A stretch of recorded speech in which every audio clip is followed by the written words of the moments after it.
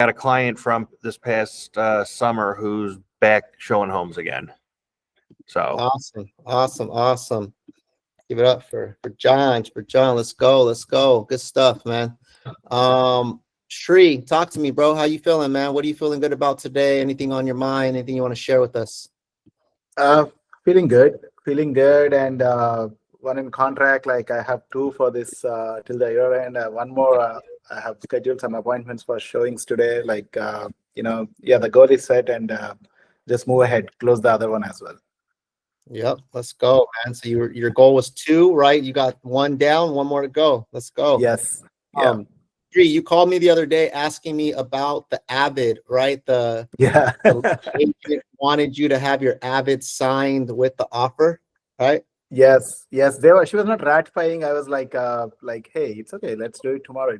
It's late, right? Like 7 p.m. Like let's get ratified. And she's like, no, Sri, I'm kind of old school. I'm doing this for 20 years without the Avid. You have still 3 days to get out of the contract. I don't want to do that to my sellers. They are on a time. Like they have to move to Dallas, and I don't want to keep doing this. Yeah. Then I was like, yeah, when the offer is like literally holding on the Avid, I was like, okay, let's go. I went at 8 Yep. p.m. and I need to ask the sellers that, hey, can I come into the Avid now? Otherwise, your agent is not doing the ratifying the contract. Got it. Then I went there and I met the sellers, and she's such a sweet lady, Vicky.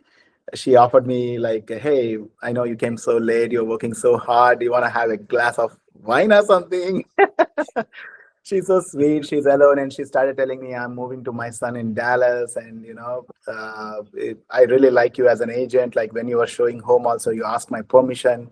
You switched off all the lights, you closed all the doors, and you again informed me that we are out. You can go back to your house. Not all the agents do this, Shri. People just don't even have a time sense. They book at 1, they come at 3 p.m. And I really like you, blah blah blah blah, and so forth. We had a good conversation, but when I reached home, still I didn't have a ratified contract. Right? They are planning to counter me. But I don't know what happened after the discussion. They didn't counter me. They just ratified. Let's go. There you go, man. You won her So over. then it was like, okay, that might be that 30 minutes pep talk with the seller or whatever it is. It helped. She didn't want to counter me. She just like, let's accept the offer. Yeah, that's awesome, man. What an awesome story. Was your offer non-contingent? Yes, non-contingent.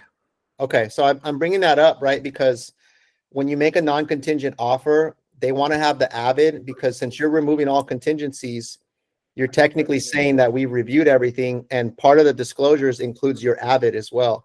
So that probably is the little technicality. A lot of us, don't know that, or something we overlook.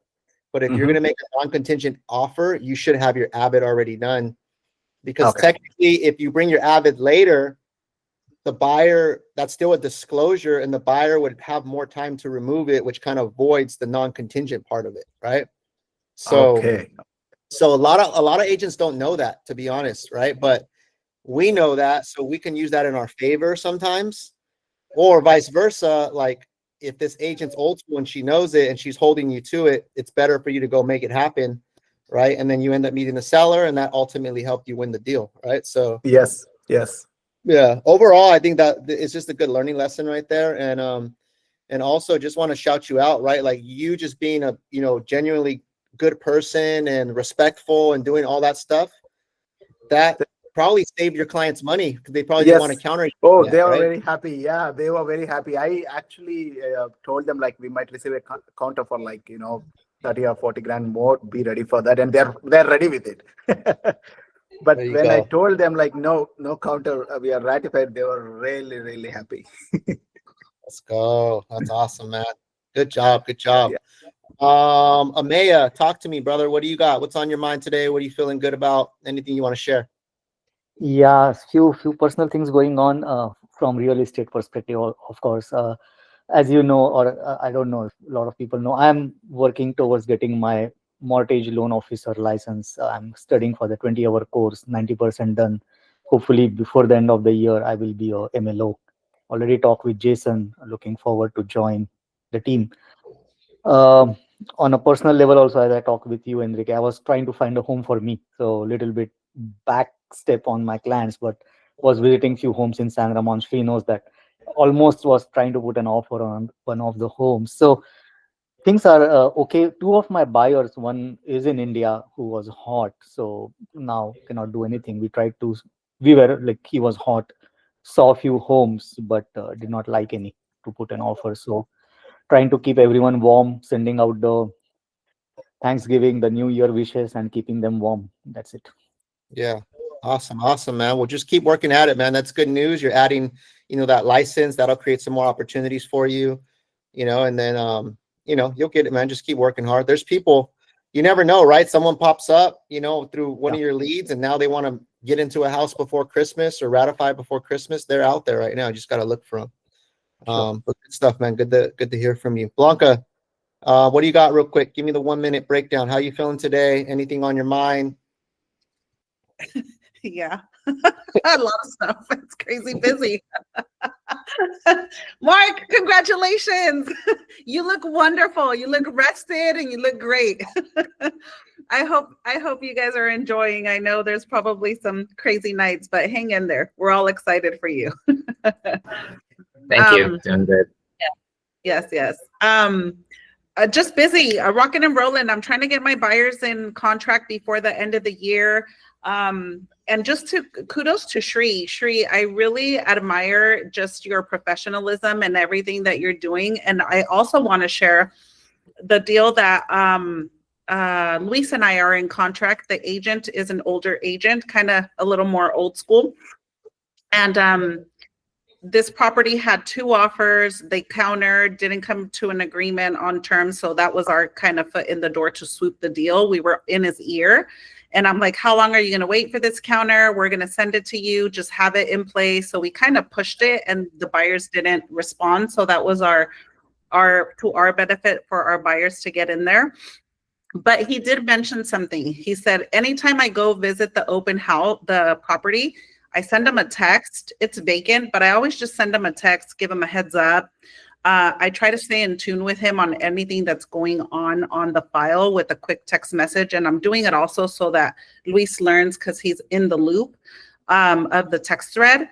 And he responded and said, Blanca, I just have to call you because I worked with many agents, and throughout the years, it feels like the agents are losing their professionalism or just, the ethics of real estate. He says, so from the moment that you connected, I knew this was going to be a smooth transaction. And I also shared that with my clients. And we were talking about our clients wanted to do the termite fumigation prior to closing. I explained to them, typically it's towards the end when you close, because sellers usually don't want to have stuff done to the property while it's in contract. But they wanted me to ask. So I connected with the agent and I said, hey, I'm doing my due diligence. I have to ask. I already prepped my clients on how this is handled. And he goes, you know what, Blanca, I, at the end of the day, have to advise my clients, and I'm going to advise them against it because anything can happen. Damage can happen. Then it creates a can of worms on both sides. And I said, I totally understand. I'm just doing my due diligence of asking. So he said, I really appreciate that because this makes it a lot easier for us both. Because remember, and that's one thing that we always have to remember, we're a team also with the listing agents when we represent the buyers. We're the mediators for both sides, and we can't decide. All we could do is negotiate and communicate and let the parties make the decisions. Yeah. So my positive focus is continue with your professionalism. I feel that our motto here at PRG is always, do the right thing. So continue doing the right thing and continue just shining on how professional we are as agents. Yeah. Awesome. Awesome advice, Blanca. That's good that you said that, right? Because a lot of times we don't realize that that's the X factor, right? That's the X factor. Like, you could be neck and neck with your price, with your terms and all those other good stuff. But the X factor is what you bring to the table in terms of professionalism with your with the listing agent or the opposite party, right? If you're representing the seller or buyer, that goes a long way, guys. That a lot of times makes the difference between them wanting to do the deal with you or not. So Yeah. we know Blanca is like super thorough on how she runs her business, but it's not just what she does behind the scenes, it's also in her communication with the other agent, right? I know because I've heard you. You're thorough. You talk to them, you build rapport, you laugh with them, you have the small talk, right? You really find that common ground. And that is honestly one of the keys to your success. So I think we can all take from that, right? Yeah. Yeah. And just be open, have that line of communication, because they're also, at the end of the day, they want it to close. What do they want? A successful transaction to close. And just communicate. When you keep them in the dark, or you're not communicating, or you're ghosting, that just doesn't sit well with agents, for sure. Yeah. I mean, have you ever talked to an agent, guys, and you just got a bad vibe from them? Like, who is this clown, right? Like, and so we got to think about that. What sort of vibe are we giving to the other agent when we call them? If we're representing a buyer, what sort of vibe is that listing agent getting from us, right? I can't tell you how many deals I've won in the past because I was just super cool with the other agent. Like, hey, what's up, man? How's it going? Congrats on that listing. Like, I see you out there. You're killing it. Good job. I follow you on social media, blah, blah, blah. And right away, they just get that warm vibe from you that, hey, this person's going to be good to work with and super chill, because no one wants a stressful transaction, right? They all want to have a chill transaction, a smooth transaction. So just remember that, guys, when you're calling the other agent, you have to perform. You got to put on your game face. You have to give that vibe. That's going to be the separator from the other agents, right? Because some agents are just dicks, to be honest, right? Like they're jerks, right? And you're like, I don't want to work with that agent, right? Yeah. It's happened a lot, you know, and I've had buyer agents on my listings where I'm like, dude, like, I don't want to work with you, but you're my only offers. Like, I have no choice, right? But remember, the vibe that you bring and how you treat people is going to like take you far, guys. So just make sure you're treating them with kindness and respect and professionalism. What's up, Patrick? Not much. Good to see you, man. We're just going around the room. So you're last, you came in last, but just 30 seconds, bro. How you feeling today? Is there anything you're feeling good about? Any good news you want to share with us? How's the day going? Break it down. I'm feeling good. And there's been a lot on my plate, but I need to get back into real estate. I've had a couple really high-end clients that I met with, and I'm just trying to figure out like what's the right way to structure like this positive vibe with them. I just feel like I messed one up. It was like a $23 million showing. And I was trying to schedule an appointment, and she was like, oh, well, can you vet them out? Can you give me their LinkedIn, their corporate page, proof of funds, and all this other stuff? And I went back at him and asked him, and he was just like, I can't provide that right now. It's kind of confidential. So I don't really know how to overcome that battle with like trying to get that, you know, tour in. Other than that, I got a new dog. And yeah, if you guys can help me out, that'd be great. Any advice, guys, that you can give Patrick on how to handle that, right? Listing agent wants something, buyer is like, hey, that's confidential. What would you say? How would you run that? What was the price point? Did you say 22 million? 23 million? Wow. Okay. 23 million. Yeah. Blanca, Go what ahead, would you John. say? Well, I think John wanted, I mean, go ahead, Blanca. so, Patrick, sometimes even though it's a higher price point, they may not know the procedure or the process, right? So they may not know that in this price point or this type of style of homes, it's very typical for the sellers to want qualified clients coming through, especially because of these type of homes. They just don't want looky-loos. Or we also have to remember there's valuables, assets, things in these homes when we tour them. And it's very easy just to explain it to the clients. Hey, I totally understand your privacy is also my main concern, and I will make sure that nothing private is shared. other than what they're requesting. But this is very typical in these type of homes where we're going to have to provide some type of either a pre-approval letter, what's a little more in general, or if you're doing a cash purchase, it is going to have to be a proof of cash of funds to get our foot in the door. But rest assured, I'm, you know, safekeeping your private information, your personal information. Yeah. I think honesty is the best policy, right? Just be honest and be down to earth. Like, hey guys, I totally understand. Like, I'm not trying to pry, you know, like I'm the middleman. I'm trying to make this happen for you guys. This is what they're requesting. Is there anything you guys can maybe provide that you would feel comfortable with? Right? Yeah. And then Patrick, also just remind them, just say, hey, just to be very transparent, this is nothing out of the norm. I've seen this with other showings. I've had this experience with other showings at lower price points. And just say, just remember, we're coming into the seller's private space as well. Okay. Yeah, sounds good. I mean, I tailor my messages that way. Only because he's like, can you schedule it to our 2:30? I'm like, okay, well, let me call the listing agent and get confirmation because it's a call. And she's like, yeah, I want all these 3 things. I'm like, is there anything else that you want from me? Because he also wants to see like 2 other properties. Just like make sure. And then I sent it out and I felt like he felt uncomfortable. And I mentioned like, oh, well, it's just necessary. They just want to make sure that's a valid buyer, a verified buyer. And I told them I would keep it confidential as well.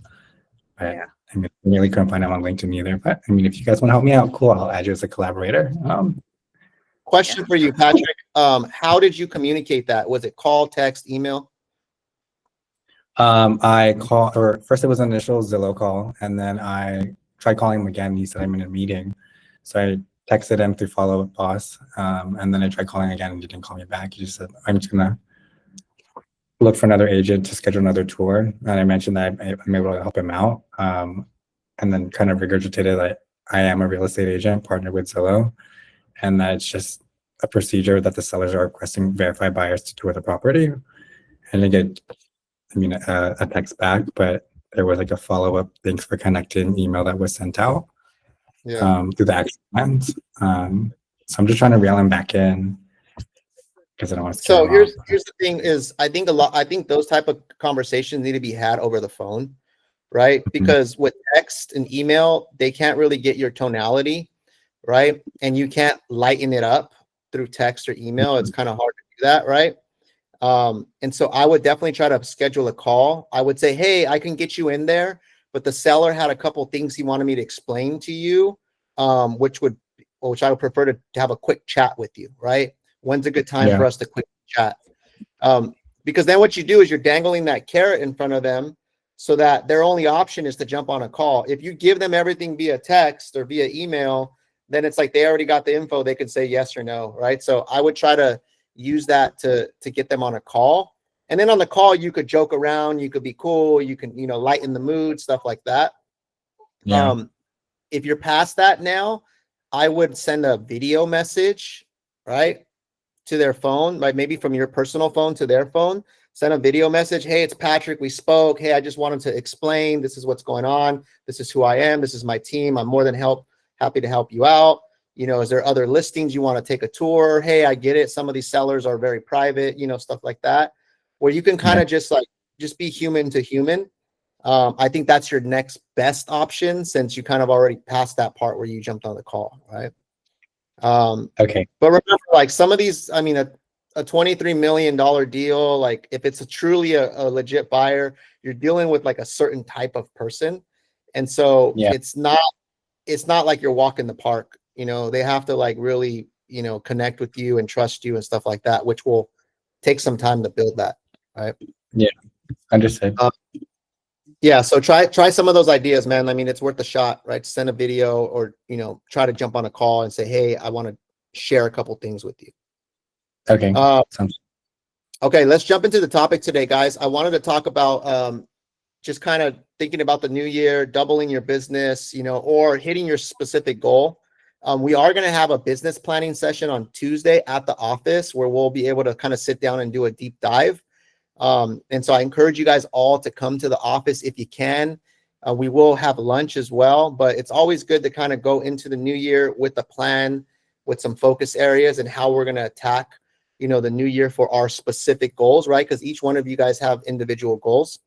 So I'm going to kind of lay out some framework today, just to get you guys thinking about stuff. And what triggered me to do this, guys, is I had a one-on-one with Asif. He booked a one-on-one with me the day before Thanksgiving. And he's like, hey, Enrique, I'm probably going to finish the year with like 10 to 12 deals. I want to try to hit 24 deals next year. So I want some coaching on how do I go from 10 to 12 to 24, right? And so I did a one-on-one with him. I gave him some advice. I kind of broke down his business, kind of looked at where he's at and some strategy. So I want to share kind of what I told him, because I think you guys can all apply this to your specific businesses, because there's a lot of kind of correlations between all the agents on our team. So let me pull up this breakdown that I did, and we'll kind of go through each one of them. And then feel free to stop me, guys, ask questions, anything like that. I want it to definitely be interactive. Okay, so this doesn't have to necessarily mean doubling your income. It could be hitting a certain goal, right? That's just the title, right? Double your business with strategy, systems, and leverage. So the first thing that I talked about with the Asif guys was he mentioned 24 deals. And so anytime we talk about units, I think it's important that we shift our framework or our mindset to how much income do I want to make, right? Because just saying I want to do 24 deals, that could mean 24 deals at $1 million, 24 deals at $500,000, 24 deals at $2 million, right? Like that is going to change the dynamic depending on your price points and stuff like that. And so it also depends where the deal came from, what lead source, all those different things, right? Because those are going to affect your bottom line and your commission splits. And so it's important to reframe not how many deals you want to do, but start off with how much income you want, and then reverse engineer that to how many deals I got to do to hit my income, right? And I think that's the mistake that a lot of agents make, is they just say, hey, I want to close 4 more deals. Okay, well, why 4? Why not 3? Why not 5, right? What does that mean to you? What does 4 deals mean to you in terms of income? Because at the end of the day, guys, however many deals you close is going to give you a certain amount of net income at the end of the year. So what we're going to do in our session on Tuesday is we're going to go into just using the calculator to track how much income and then reverse engineer that to deals, right? So you first got to define your net income goal. And so I want you guys to either write this down or start thinking in 2026, what would I like my net income to be, right? Also keep in mind, what was your net income this year, right? Roughly, right? You guys all probably have an idea of how much you made this year. And if you don't, then you definitely got to get on top of that, right? We don't want to just be blind in our business. We want to know how much income I've made, GCI, deals. We want to know the financial aspect of our business. So know where you're at now, what you're ending the year with, and then know what's the goal you want to shoot for in 2026. Right? That's going to be very important. John, do you want to mute yourself? I'm getting a lot of feedback. Oh, okay. Sorry. Okay. And so that's important, right? So have you guys all seen this income and activity calculator? You guys may have seen this in the past, right? So this is a really simple calculator that's going to give you a really good idea of where you want to be. And so let's take an example from one of you guys. Can one of you guys give me an example of your income goal for 2026? Anybody who wants to volunteer? 300K. 300K. All right. Thanks, Patrick. So 300K, right? So that's what we did. When Asif told me, hey, I want to do 24 deals, I said, okay, Asif, how much money do you want to make? Let's take away the 24 deals and let's see if that's the number we need to be at. But first, tell me how much you want to make. He said 400,000. He wants to net 400,000. Patrick is saying 300,000. So let's use that. Right? So we're going to plug that in there. Now, what I told Asif was realistically, how many days are you prospecting? Right? How many days are you on the phones, calling, following up with your leads, calling your clients? And he said realistically about 4 days he's prospecting, right? Not 5 days, not 7 days, maybe 4 days where he's in the CRM spending some time. And then we wanted to look at his average price point. So what he can do, since he knows he's gonna close, 10 to 12 deals, he can go average out his price points. And that's a good exercise to do. Just look at what has been my average price point so far. Sometimes we don't know, right? We just know like get as many deals as possible, but we don't know like, okay, am I going after small deals, big deals? Where am I at? Because the bigger the deal, the bigger the commission, right? Which is going to help us get closer to our goal. And so it's important that you know your average price point. For this example, we're going to use $1 million. I think our average price point on our team is about 1.1 million or so, but $1 million is just an easy number to use. But to go deeper in this, you guys should all look at your deals and take your average price point, because then from there, you can say, okay, I want to keep this average price point, or no, like I got to increase this because I'm like way under. If your average price point is less than $1 million, guys, we definitely need to start going after bigger deals. If you're at least $1 million or above, then I would say you're good, you're on track. But if you're way under $1 million, this is a simple switch and just focusing on higher price points or different neighborhoods, right? Then what we're going to look at is your average net commission split. So for this, what we want to do is kind of take the average between our SOI split and our team split, right? So depending on where you're at, let's say you're at, 75% on your SOI and you're at 65%, or I don't know what the other tier was, 55% on your team split, right? So then, because a lot of us are doing like half our deals are coming from the team, half our deals are coming from our own SOI or our own efforts. So you don't want to go with like the best case scenario. I'd rather you go with something in the middle. So you should choose like an average between your two splits if you are consistently taking team leads and flex and stuff like that. If you're only focused on SOI, then you can probably use the higher one. But then you have to ask yourself too, hey, if I'm only going after SOI, am I creating enough opportunity for me to close deals, right? Now, if you have a huge SOI and you're getting a lot of deals on your own, great. But if you're not there yet, that's where I would leverage the team deals to help build your SOI, right? And so people who are in the beginning stages of their career should try to leverage as much from the team as possible so that they can get to a point where they're just getting a lot of SOI deals, right? And then you slowly start to kind of taper off, right? So I'm going to use, let's say you're at a 70% split on average between your two splits. So 300,000, 4 deals, 4 days prospecting, $1 million average deal, 70% average split. Average commission is 2.5%. Now that's something else, right? Like you can also say, okay, how do I charge more on my deals? How do I push my average from 2.5 to maybe 3% so that I can move the needle, and get there faster? But I'm going to use 2.5 for this example. Average commission is about 25 grand. And then your net per deal is roughly 17,500. So if you wanted to close 300,000, that means you would roughly need to do about 17 million, which is about 17 deals. If you're going after $1 million deals at 2.5%, that's roughly what you would need to do, right? And see, so the point of this exercise, guys, is to really understand what the math is behind your goals, right? It's not just throwing a number out of thin air, 300 grand. You need to know how you're going to get there, right? Because then from there, you can start formulating a strategy and you can say, okay, 17 deals at $1 million, that'll get me there. Or let's say, hey, you know what? I'm going to push for like an average of 1.5 million. One more zero.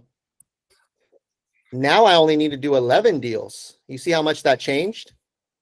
So if my average deal was 1.5,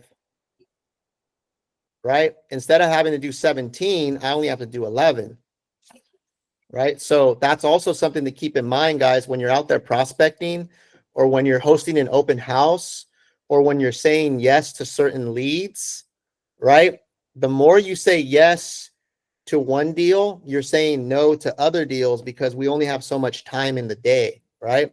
So this is where you got to be strategic. Now, I'm not saying set your price point at like 4 million average deal if you've never done a $4 million deal, but we should all strive to slowly push that number up so that our commission per deal slowly increases, right?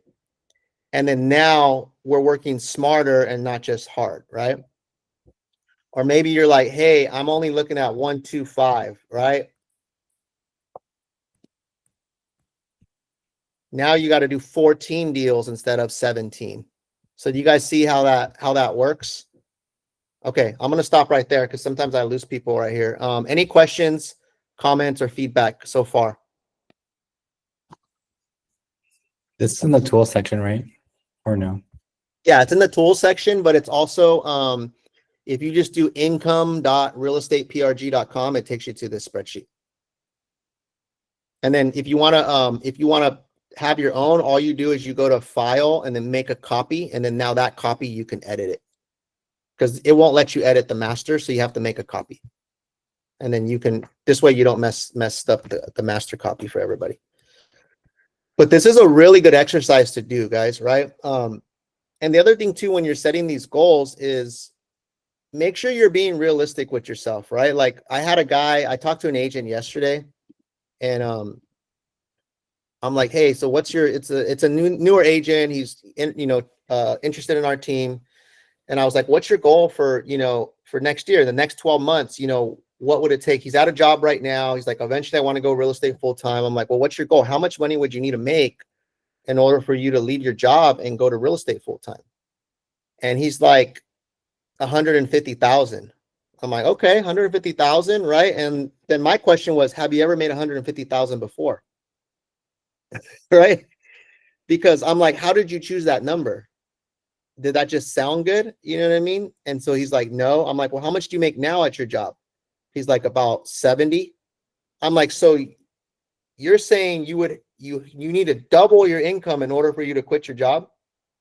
And he's like, yeah, it doesn't make sense, right? I'm like, well, what about just replacing your income first, right? So that you can get into the business. And then from there, year 2, we can try to scale it and bump it up, right? And he's like, yeah, that makes more sense. He's like, all right, well, if I could make 70 to 80 and pretty much replace what I make now, then that would allow me to leave my job and then now do real estate full time. And then we can now set a path for like year 2 to increase that, right? So the reason I say that, guys, is because sometimes we throw these numbers out of like thin air because they sound good or they sound arbitrary, right? But every number that you come up with, guys, should be based off of your financial situation, right? Not just because 100 grand sounds good or 200 or 500 or whatever. Don't get caught up in that, right? Get caught up in what do I need to make every month for me to not only survive, but to thrive in my business, right? And that's going to be different for everybody. Some of you guys are single income. Some of you guys have a spouse that makes money. Some of you guys have a mortgage. Some of you guys pay rent, right? Like some of you have kids, some of you don't. Everyone's financial situation is different. So your we call it your nut, right? Your monthly nut. I don't know if that's the right word to say, but it's like your monthly. I think that's the right word to say, right? It's your monthly nut, your monthly minimum you got to make every month. I think that's a business term, right? This is what I got to make every month to pay my bills, right? Like maybe I got to make 10 grand a month to cover all my bills and still be able to eat out and still be able to save a little and still be able to go on a vacation here and there, right? Or maybe it's 15 or 20, right? When you have kids, Mark, that number goes up, just FYI. So when you're picking your numbers, guys, I would highly encourage you to really look at your finances and determine what's my minimum to cover my nut or my monthly expenses, and then what's my goal to actually thrive and not just cover the bare minimum, right? And I would always push for the higher of the two, but make sure it's strategic and it's calculated based off your situation. Does that make sense, guys? Okay. Good. Okay, so that was step 1, right? What we did with the CEF is we wanted to look at his number and just really figure out why. And for a CEF, he got big goals, guys. He wants to hit 400 grand this year, just FYI. And that's based off of sending kids to college and doing all these other things and stuff like that. And he's in tech right now, so I think he makes pretty good money in tech as well. So he's accustomed probably to making a certain amount of income, right? Okay, so next thing right here, guys, is focusing on the right leads. right? So this is important. And this is what I looked at with the CEIF is stop hoarding leads. You got to optimize quality over quantity, right? The reason this was important, guys, is because when I pulled up a CEIF, he has like a bunch of leads that he imported. He's doing some of his own lead generation. He has like 8,000 leads, guys, in the CRM, right? Because he had all these leads from before, like from these Facebook ads and all these things that he did, and he threw them all in the Pub, and we have them all on like automations and stuff like that. But on like 8,000 leads, how many of those are you calling, right? And like, what does your CRM look like? Is it organized? Do you know like who you're calling, when you're calling them, why you're calling them? Are they tagged, or is that efficient, right? And so what we discovered is like his CRM is a mess, right? And even though he's done pretty decent, right? He'll do 10 to 12 deals just because he's a straight hustler, right? But imagine if everything was cleaned up and he's a hustler and he's skilled, right? Like he's going to unlock just more business, right? And so what I did is I said, hey, I need you to go in there and identify your top 25, your top 250, sorry, your top 250 leads in FUB. And these are going to be based off of people that you're actively following up with. I want you to organize them and choose by price point, by area, by engagement level, right? I want you to really be strategic on who your top 250 are.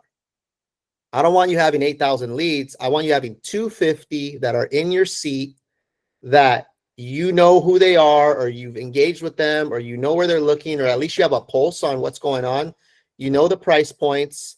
The price points have to be in line with the price point that we determine in the income calculator. Like if you have $500,000 deals in there, get that out of here, right? Like, because if you're trying to go for a $1.5 million average price point, and then you're following up with all these leads that are 500,000, is that getting him closer to his goal or away from his goal, guys? Away, right? Yep. So that's why I'm like, hey, look, I need you to get those out, right? I need you to stop claiming leads, because a CEIF is like quick to claim leads, right? He's claiming as many as he can, right? Which in the beginning, guys, when you're trying to build a pipeline, that is important. Claim as many as you can. But once you have like a couple hundred, you know, it's no longer about claiming leads. It's about making sure you're in touch with all your leads, right? So there is a point where like you can have too many leads and it actually works against you. So what we're doing is we're creating a pond for a CEIF. He already has a pond, but we're just cleaning everything up. He's keeping 250 that he's holding on to, right? And then all the other ones go into the pond, and then we're just going to let the automations run on those. And when someone raises their hand, then he can take it out of the pond and put it in his seat. Does that make sense? Right? So his 250, he's going to like, these are the ones he knows. These are the ones that are in line with the price points he's trying to go after. Even the areas, that's another thing too. A CEIF lives in Dublin. So for him, it doesn't make sense to take a lead in Gilroy if he's trying to stay closer to Dublin, right? And so that's where I'm like, hey, I need you to, you know, we're going to tailor some of your zip codes in Flex, right? So that when you do, you might receive less, but when you do receive a lead, you're receiving leads in the areas and the price points that you're trying to go after.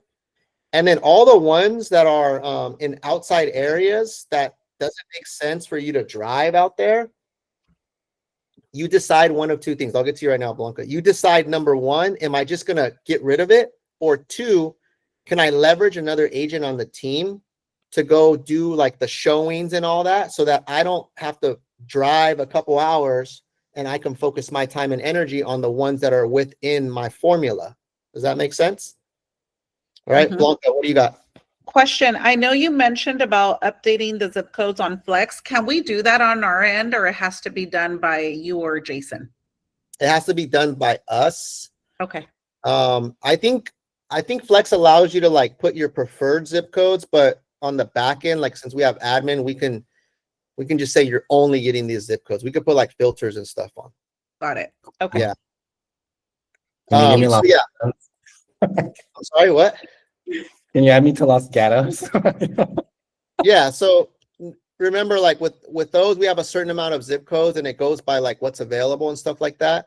But if you're like, hey guys, like it doesn't make sense for me to drive like to this certain area, it's just too far, right? I don't know the area, I can't service it.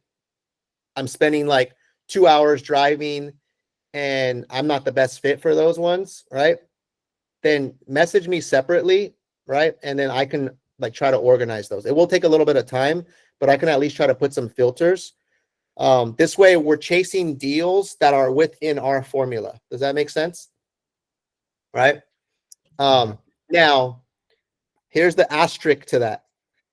And this probably doesn't really apply to this group. If you don't have any deals, right, then beggars can't be choosers, right? So, but if you're like, hey, I'm busy, right? I'm already producing, which if you're in this group, that means you're producing. You guys, you guys are at a point where a lot of you guys are producing enough to where now you can start picking and choosing. But for my tier 1 guys who like haven't closed any, like, hey, you're driving Los Baños, sorry, bro. Like, I just need you to get that experience, right? I need you to get some deals under your belt before you start trying to cut things off, right? So that's the asterisk to that, right? And you guys would have to, judge that based off how busy you are. Okay. Any questions, guys, so far? Okay. Hopefully I'm getting your wheels turning, guys. And just unmute yourself. If you have a question, just unmute yourself and just speak up. Okay. So what I also told Asif was leverage, right? Other agents for showings. So Asif's like, well, sometimes I'll get these deals and they're motivated, but they're a small deal. And I'm like, okay, well, I'll go out there and I'll just close it. I'm like, yeah, but is that helping you get closer to your goal or away from your goal? Because as soon as you say yes to that deal, now you're spending time, energy, all these different things when you could have been focusing on calling the leads that you have that are in the higher price points, right? And so I said, in the beginning, it's great, get your experience. I go, but now if you want to go to the next level, this is when you need to start using leverage, right? And the great thing is that we have a system on our team where you can leverage other agents, right? So you guys are all, a lot of you are getting to points where you're able to mentor people or collaborate with people, but there's nothing wrong with like, hey, I got this client, hey, Luis, right? Like, it's far from me, but hey, like, I'll put you on the deal. You go show the homes and then you be the one just kind of doing the closing part, the consultations and all that stuff. And you get to sit behind the desk and still get one more deal in the pipeline. And now that frees up your time so you can go focus on the bigger price point ones, right? There's nothing wrong with doing that once you get to a certain stage in your business, right? Because if you always just say yes to everything, guys, then you're letting the leads tell you how your business is going to go, instead of you being in control of being strategic on what you want your business to look like, right? So that's thinking like a business owner now, right? Start picking and choosing what you say yes to, or maybe to, or how you use other agents to help you get those deals closed. So use junior agents or mentees for showings of lower priority or out of area deals. Buyer previews or early stage nurtures, right? You step in at the closing and negotiation, you save time and you close more deals, right? Because once you get to a certain point, guys, of closing a lot of deals, what you're up against is time, right? Like if you're busy and you're like, I'm just busy, I'm too busy to call my leads. Okay, well, now we got to start looking at, well, where's your time going, right? So time becomes a factor once you get to a certain level. So the way to unlock that is you got to start being smarter of your time, and you got to create leverage by using other people, right? Okay. Questions on this one? Any questions on step 3? All right. You guys are being easy today. Give me a thumbs up if that makes sense. How about that? All right. On how you need to be smart with your time. Okay. Perfect. Okay. How are we doing on time? Okay. We got about 10 minutes. Okay, the next one right here is using admin support like a CEO. So and I'm talking about Asif, right? Because this is all based off his coaching call. One of the things that's great about Asif is he's like really detailed, right? But one of the things that works against him is that he's too detailed and wants to do everything on his own, and he doesn't want to let somebody else do it, right? Blanca, you're shaking your head because you can relate. Unmute yourself. Tell me about this. It took me a long time. It took me a long time to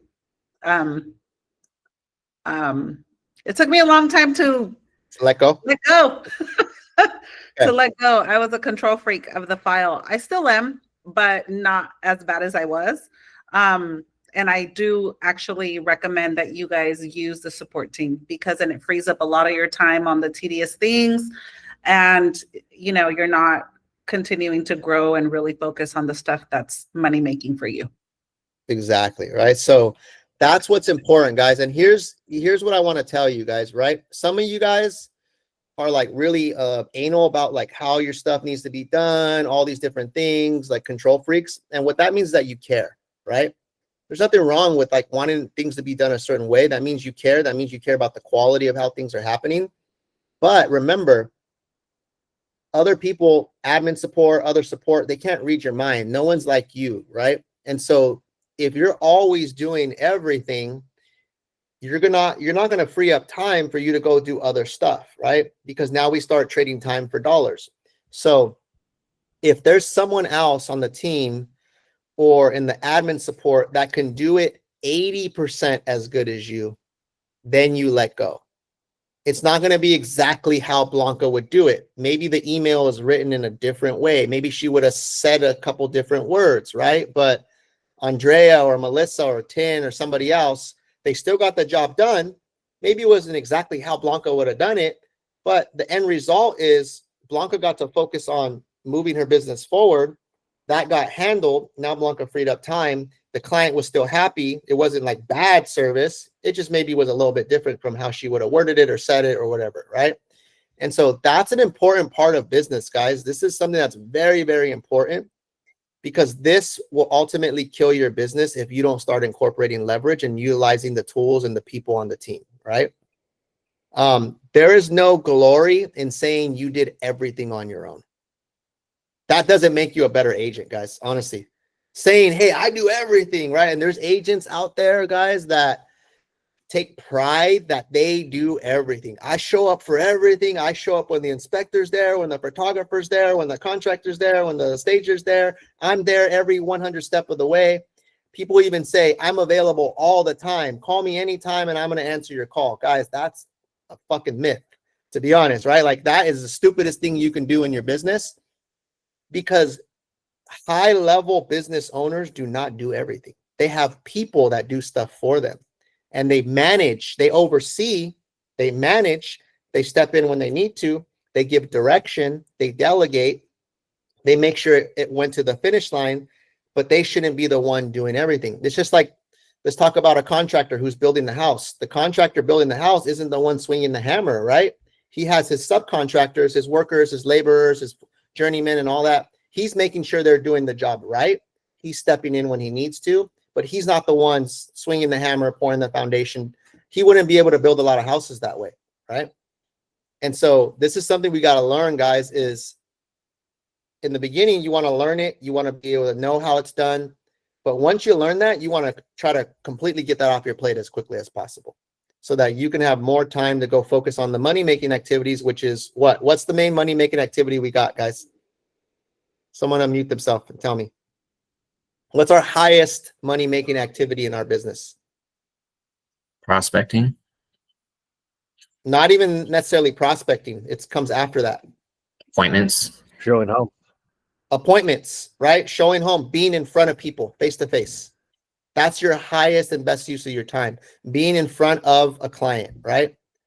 Because prospecting, right? Like we have ISAs that could book appointments for you, but you're the closer. So your highest and best use of your time is in being in front of a client to move that needle forward, right? To influence their decision to buy or sell. So going on appointments, going on showings to a certain extent, right?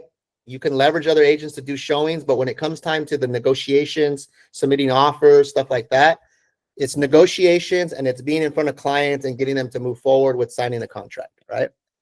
That's the highest and best use of your time. Everything else, if you can leverage it out and it's going to get done 80% as good as you would do it, that should check the box, right? And you have to be okay with things not being perfect, right?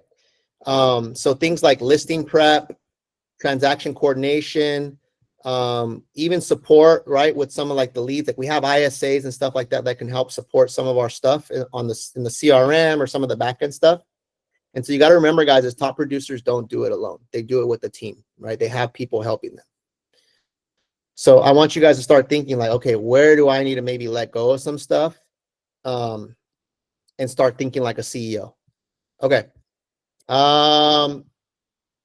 Last couple points, guys, and we'll wrap up. So this was another big one, guys, turning your sphere into a gold mine. This is the part that a lot of people neglect, is really going after their sphere. So with the CEF, right? Do we all know that a CEF is in tech, right? And I'm like, a CEF, does everybody in tech know that you're in real estate? And then he got quiet. And he's like, he shook his head. And I'm like, why not? All right. I'm like, who are the buyers and sellers nowadays? They're all the people in tech, right? I'm like, so everybody in tech doesn't know you do real estate? He goes, no. And I'm like, bro, that's a huge missed opportunity right there. I go, why aren't you marketing? He's like, well, because I still work at this job and I, conflict of interest. I don't want to, I go, but where did you work before? He's like, I worked at a couple different tech companies. I go, do you still know people from those companies? He's like, yeah, I know some of the CEOs. I know some of the VPs. I know all these different things. I'm like, dude, you need to put together a top 100 list of all these contacts that you have that it's okay to stay in touch with, right? Because I don't want you to get in trouble at your current job. But all these people from your past jobs, from your LinkedIn circles, from all these different things, like those are the people you need to contact. And he's like, yeah, you're right. I'm like, those are the ones that they already know you, they've worked with you, they like you, they trust you. They either are buying or selling themselves, or they know other people who are buying and selling. I'm like, so if you're not calling them, you're missing a huge opportunity, right? So what we established is he's going to build a top 100 list of his professional and personal contacts. This is going to be a strategic list of like, so-and-so from this job, he was the VP. I have his number. I know his cell phone. I know his wife. I know his kids, right? Stuff like that. And I want him to try to put together 100 people that are like the influential people that he knows that he can start calling. And once we do that, we're going to upload them into FUB. That's going to be on a certain smart list. And then his job is every quarter, give them a call. Just to check in, just to stay top of mind. Initially, he's going to call everybody, let them know, hey, I'm not sure if you know, but I'm in real estate. This is what I do, blah, blah, blah. This is who I help. This is the areas I serve. And then going forward, it's just nurturing that list, right? Once a quarter, you're either going to call to check in or you're going to call to invite them to the PRG event. We have 2 events a year. So there's 2 opportunities for invites. And then in between, you're just calling to say what's up and say hello, let them know how the market's doing, blah, blah, blah.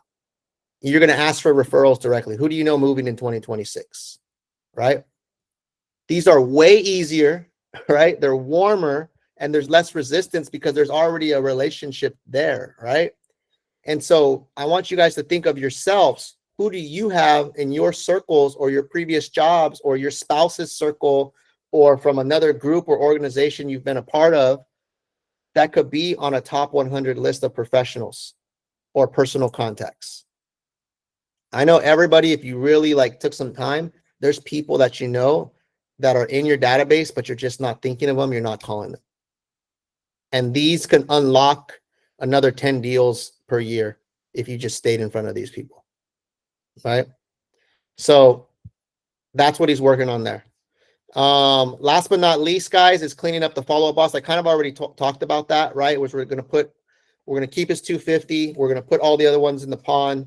We're going to simplify his smart list as well. Because when I pulled him up, he had like 15 different smart lists. And I'm like, right? I'm like, he created all these little sub ones and all these things. And I'm like, that's messy. Like I wouldn't even know who to call, right? So we're going to simplify it, right? To using the PRG smart list and then maybe having like a few others if it's like specific for like his top 100 or anything like that, right? And then now he knows to attack those ones. And then he's going to go from being a reactive agent, right? Just jumping on every new lead that comes in to being a proactive agent that's managing his leads. Now, I know we're coming up on time, guys. So all of this stuff, guys, doesn't happen overnight, right? So this is a project that he's going to work on the whole entire December. So I'm like, December, are you going to have some downtime? Yeah, my kids are off school. I'm like, you have any vacation from your other job? Yeah, I have some vacation. Okay, so this is the perfect time to set all this up so that come January, all this is already in place and now you just attack. You attack the list, you attack with the right strategy, And that's how you're going to go from 10 to 12 deals to 24 deals, which equals 400 grand for him in net commission, right?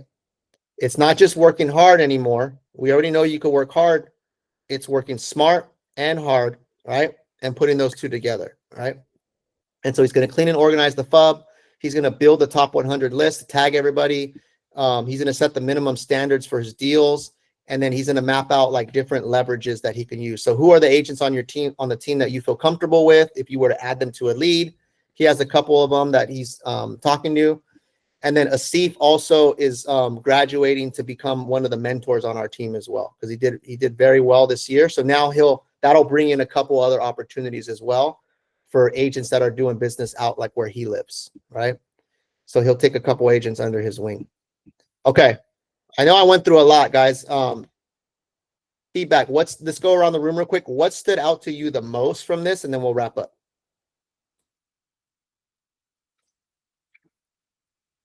John, I'll start with John. I'm just gonna go around the circle. John. I like setting the minimum deal, parameters. You're not chasing, $300,000 mobile homes. Absolutely. Very important. Mark, what stood out to you? Point one of reverse engineering the numbers, and I really like that calculator. I hadn't seen that before, so definitely going to be utilizing that to kind of create my 2026 game plan. Absolutely. Absolutely. Great stuff. Blanca, what stood out to you? For me, the same as honing in on the calculator. Okay. Yeah, I Knowing really the need to get that in, like, fine-tuned. Excellent. Yeah. Patrick, what stood out to you? The calculator, and also your recommendations to just actually get on the phones with all these, high-end price clients rather than just texting them. Even if they say they're busy, then okay, then what's the best time for me to call back, rather than shooting everything through a text or an email. Yeah, 100%. Anything else? Sorry. But also, yeah, like John mentioned, just figuring out like, okay, how do I reach my cap goal by actually finding my price points that I need to sell and reaching that goal of 300K. Absolutely. Excellent. Shri, what stood out to you? First, cleaning up the CRM and it's a mess actually. That's a good place to start with. And the calculator is really good, but the cleaning up the CRM and setting the goals right. Whatever the average price point is, and exactly like the follow-up is the main thing. That's what I figured out today. Also, again, the follow-up game of mine is not that great. First, you need to clean up your CRM, and based on that follow-up, that's a major thing. And obviously, the calculator is the next thing. Awesome. Amaya, what stood out to you? Yeah. How do I use my SOI better? SOI is like a gold mine. Like I have underutilized my SOI for sure till now.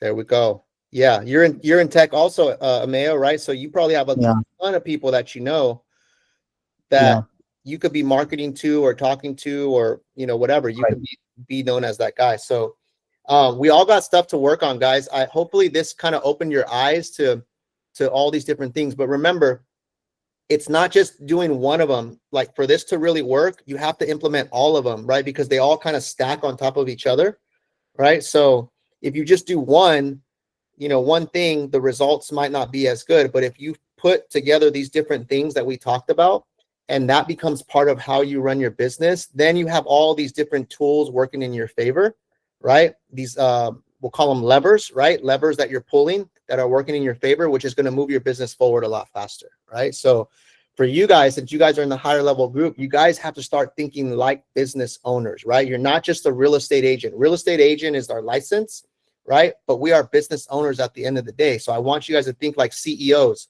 right? Think like if you're on Shark Tank or one of those things, and analyze your business to look for the holes, right? Because that's really what's going to be the key to you guys taking your income levels to the next the next tier, whatever that is for you. And you'll be happy you did that, guys. Let's say we look back at 2026 and you're like, man, I did this and that. That was the big game changer. And now my income doubled. Like, who wouldn't want that, right? We all want that. You know, so you guys are all working hard. You guys are all smart. You guys are all willing and able. Now it's just putting in those right strategies, right? And then attacking the plan. I'll send you guys this document. This will be recorded, so I'll send it out again in case you guys want to watch it later on. But the other thing I want to leave you with is if you want help with this, book a one-on-one with me, right? I know I put that out all the time. Asif booked a one-on-one with me, right? Like he's serious about really making these changes. And so this is where we can look at, you know, I can go a little bit deeper and look at your follow-up boss and pull things up and kind of show you what I would do following this sort of formula and game plan, right? So highly encourage you guys to book a one-on-one. We should be having a one-on-one, guys, at least once a month with this group, right? I know we meet here for group, but then we don't get to talk about your specific situation a lot of times, right? So at least once a month, we should be having a one-on-one, right? If not more than that. So book a time on my calendar. You guys all know how to get on there. And then let me know if you need anything. Sound good? All right, guys. Have a great rest of the day. I'm here if you need something. Thank you. Bye-bye. Welcome.